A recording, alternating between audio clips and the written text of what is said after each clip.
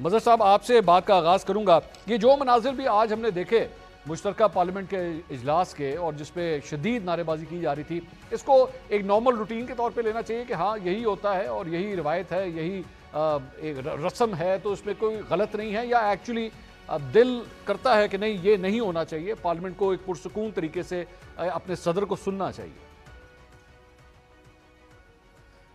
شکریہ منصور. نہیں، میں آپ کی دوسری بات سے زیادہ ایگری کرتا ہوں، اور اس کی وجہ کیا ہے لیکن یہ کہ یہ ہوتا کیوں ہے. اصل سوال یہ ہے، کیا وجہ ہے کہ اگر آپ ویسے دیکھیں تو آپ پچھلے 15 سال سے ایک کنٹینیوٹی ہمیں نظر آتی ہے کہ 3 حکومتیں ہیں، تینوں حکومتیں جو ہے وہ الیکشن کے ذریعے آئی ہیں. الیکشن ڈسپیوٹ ہوتا ہے، اور الیکشن کے جو ڈسپیوٹ ہے اس سے یہ تنازع جنم لیتا ہے.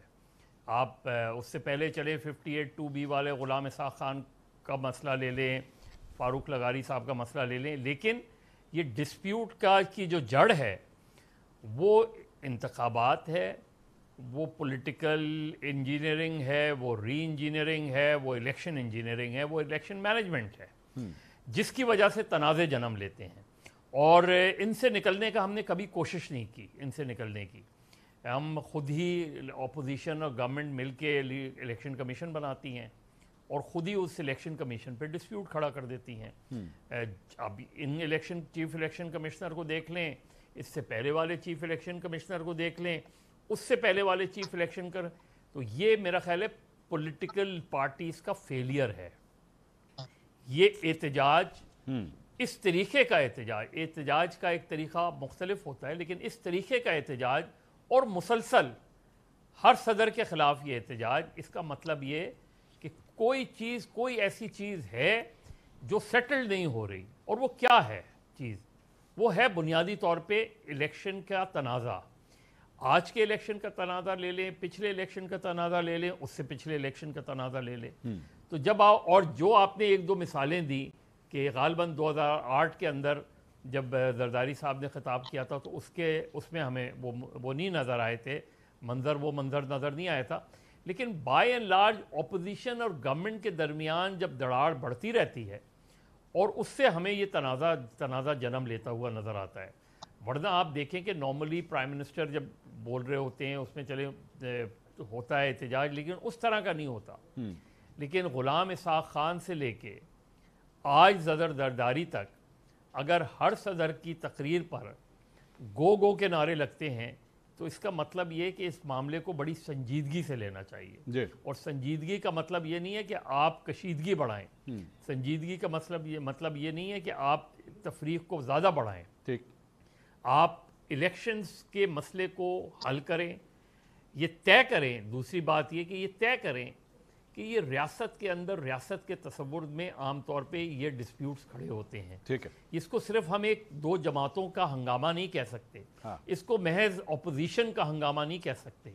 اس کو ہمیں ڈیپ روٹڈلی دیکھنا پڑے گا ان چیزوں کو، اور پولیٹیشنز کو، پولیٹیکل پارٹیز کو اپنے کنڈکٹ سے سبق سیکھنے کی ضرورت ہے. ماضی میں آپ جب صدر تھے تو آپ یہ اپوزیشن میں تھے تو آپ یہ بھول گئے تھے کہ کل آپ حکومت میں بھی ہوں گے. آج جو لوگ حکومت میں ہیں وہ یہ بھول جاتے ہیں کہ کل وہ اپوزیشن میں بھی ہوں گے. تو اس مسئلے کا یا تو الیکشن صدر کی تقریر سے پہلے، اور ہر صدر کی بات کہہ رہا ہوں میں، صدارتی تقریر سے پہلے ایک کوئی کوڈ بنا لیں، اپوزیشن کو انگیج کریں، اپوزیشن کے ساتھ معاملات کو طے کریں، تاکہ کم سے کم. اور دیکھیں ڈپلومیٹک کورٹ جب بیٹھی ہوتی ہے تو وہ یہ صرف یہ نہیں دیکھتی کہ جی اپوزیشن ہنگامہ کر رہی ہے وہ یہ کر لیے. وہ جس طرح آپ نے کہا نا کہ وہ یہ دیکھتے ہیں کہ پاکستان جا کس طرف رہا ہے، کیونکہ وہ دیکھتے آئے ہیں اس طرح کے احتجاج کو، اور تقریباً ہر دور میں دیکھتے آئے ہیں. تو میرے خیال میں پاکستان کی تمام سیاسی جماعتوں کے لیے لمحہ فکریہ ہے یہ. اور ان کو یہ، اگر انہوں نے ان چیزوں کو امپروو نہیں کیا تو ڈکلائن ہوگا، ڈیموکریسی کا ڈکلائن ہوگا، پارلیمنٹ کا ڈکلائن ہوگا، پولیٹیکل پارٹیز کا ڈکلائن ہوگا. انفارچونیٹلی اتنے سالوں میں ہم نے اس سے سبق نہیں سیکھا. اوکے. غریدہ فاروقی صاحبہ، میں اس میں مظہر صاحب یہ جو بھی ذکر کر رہے تھے کہ وہاں پہ ظاہری بات ہے ڈپلومیٹس بھی بیٹھے ہوئے تھے، ڈپلومیٹک کور کے سامنے یہ سب کچھ ہو رہا تھا اسمبلی کے اندر.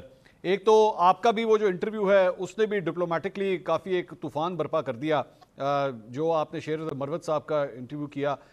ये जो कुछ भी मनाजिर हैं या जो कुछ भी वो उस इंटरव्यू के अंदर शेर मरवत साहब ने भी जो कुछ कहा, आपको नहीं लगता कि ये एक ऐसी कोशिश हो रही है, डिलिबरेट कोई ऐसी कोशिश हो रही है जैसे पाकिस्तान के खारजी ताल्लुकात को हिट किया जाए? यू थिंक दैट, या आपके ख्याल में वो जो भी मरवत साहब ने जो कुछ कहा वो एक ऑफ द कफ रिमार्क था? शायद मुझे नहीं पता, इंटरव्यू के बाद आपसे उनकी कोई बात हुई होगी कि क्या उनको ये सब कुछ कहना चाहिए था या नहीं कहना चाहिए था?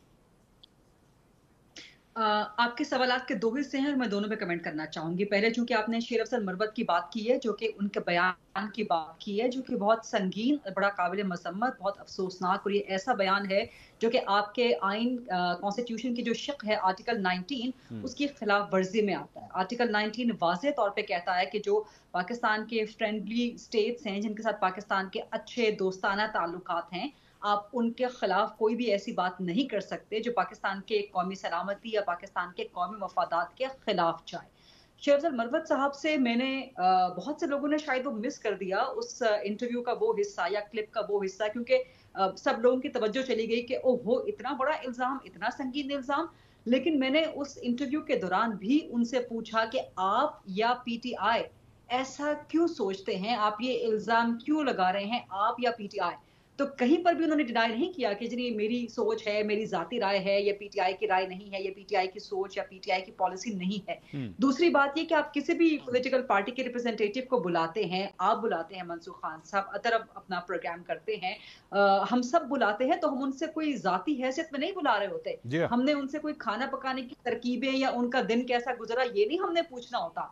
हमने उनसे पार्टी की पॉलिसी और जो चीजें हैं उसके हवाले से ही सवालात करने हैं। और मैंने इंट्रोडक्शन ही शेर अफजल मरवत का ये करवाया कि जी पीटीआई के रहनुमा हैं और पब्लिक अकाउंट्स कमेटी के नामजद लीडर हैं पाकिस्तान तहरीक इंसाफ की जानिब से। दूसरा, आपने ये भी सवाल किया कि इंटरव्यू के बाद कोई बात हुई। बिल्कुल मेरी बात हुई, लेकिन चूंकि मेरी जाती या सहाफती अखलाकियात नहीं अलाउ करती, क्योंकि आप ब्रेक के दौरान भी गुफ्तगू कर रहे होते हैं, प्रोग्राम के बाद भी, प्रोग्राम से पहले भी, तो वो ऑफ द रिकॉर्ड होती है, वो आप इन मैं गरीदा इसको अपने सवाल को थोड़ा सा मैं तब्दील कर लेता हूँ, क्योंकि अब मेरे साथ हो चुका है, मैं आपके साथ शेयर करता हूँ कि कभी कभार कुछ ऐसे इंटरव्यूज होते हैं, वो गेस्ट जो है कोई रिमार्क दे देते हैं, बाद में वो कहते हैं कि ये मैंने ना गलत कर दिया, ये मुझे इसके ऊपर ये रिमार्क नहीं देना चाहिए था। रिमोर्स होता है, अफसुर्दगी होती है कि नहीं शायद ये मैं ज़्यादा आगे चला गया। कोई ऐसा रिमोर्स या आपने कोई ऐसी देखी कि उनके अंदर कोई ऐसा फील हो रहा हो? अफजल मरवत तो अपने बयान पे कायम है, उन्होंने शेर अफजल मरवत तो अपने बयान पे कायम है, पब्लिकली अपने बयान पे कायम है। वो बयानात दे रहे हैं, मीडिया से बात कर रहे हैं, वो कह रहे हैं मैं अपने बयान पे कायम हूँ। जो मेरे प्रोग्राम में उन्होंने बात की, तो उसमें दो राय तो है ही नहीं ना कि वो कहीं यू टर्न लेना चाह रहे हो या वो कोई सेकंड थॉट का शिकार हो, कोई रिमोर्स हो, कोई और चीज, कोई एक्सप्लेनेशन वो देना चाह रहे हो। वो कुछ नहीं, वो अपनी ट्वीट्स में कह चुके हैं कि मैं अपने बयान पे कायम हूँ। तो शेर अफजल साहब तो अपने बयान पे कायम है मुस्तकिल, और ये इतना डैमेजिंग बयान है, मेरा ख्याल है कि इस पे हुकूमत को जरूर कार्रवाई करनी चाहिए। बिकॉज हम पहले भी देख चुके हैं कि इसी किस्म के बयानात आते रहे पाकिस्तान तहरीक इंसाफ की क़यादत की जानिब से, और उनके दौरे हुकूमत में भी आपको याद होगा या शायद ना याद हो, तो मैं जरा आपके व्यूअर्स के रिमाइंडर के लिए, उनके रिजॉइंडर के लिए बता दूं कि रिट्ज कार्लटन में मुलाकात होनी थी इमरान खान की, उस वक्त वज़ीर आज़म थे, क्राउन प्रिंस मोहम्मद बिन सलमान के साथ। तो एमबीएस को किसी वजह से ताखीर हो गई, उनकी मसरूफियात होंगी या कोई और वजह होगी, वो खाने की मेज पे जरा कुछ देर बाद पहुंचे, तो वो चंद लम्हात की देर थी। ये देर से बेर हो जाती है, हमें मालूम है जब सरबराहान की आपस में मुलाकात होती है। सो उनकी चंद लम्हात की देर और वज़ीर आज़म इमरान खान जो कि उस वक्त वज़ीर आज़म थे, उनको इतनी नागवार गुजरी कि उन्होंने खाने की मेज पे बैठ के एमबीएस के खिलाफ तकरीर कर डाली।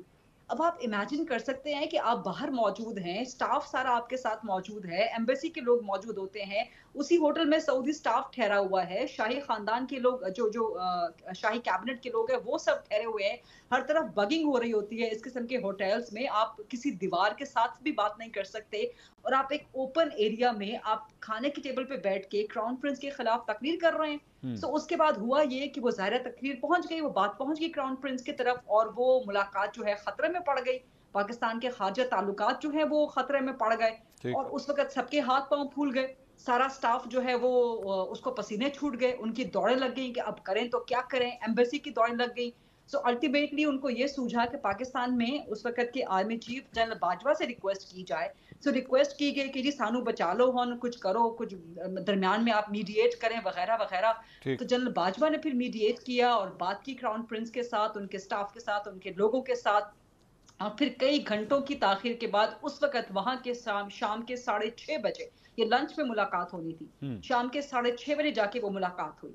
بٹ یہ واقعہ اتنا خان صاحب کو ناگوار گزرا کہ پھر جب وہ واپس آئے تو ریپورٹڈلی کیبنٹ میں انہوں نے میمکری کی کراؤن پرنس کی پنجابی کے اندر، اور ان کے وہیں پر کیبنٹ میں بیٹھے ہوئے ان کے انتہائی قابل اعتماد دو کانفیڈانس عمران خان کے جو وفاقی وزراء تھے ان کے انتہائی قابل اعتماد، انہوں نے وہ پنجابی کا ٹرانسکرپٹ بنا کے ٹرانسلیٹ کر کے سعودیہ کو پرووائڈ کر دیا. اچھا تو یہ تو معاملہ ہم دیکھ چکے ہیں. یہ اس میں سے جو یہ کراؤن پرنس کی میمکری والا کیبنٹ والا معاملہ یہ تو رپورٹ ہو چکا تھا.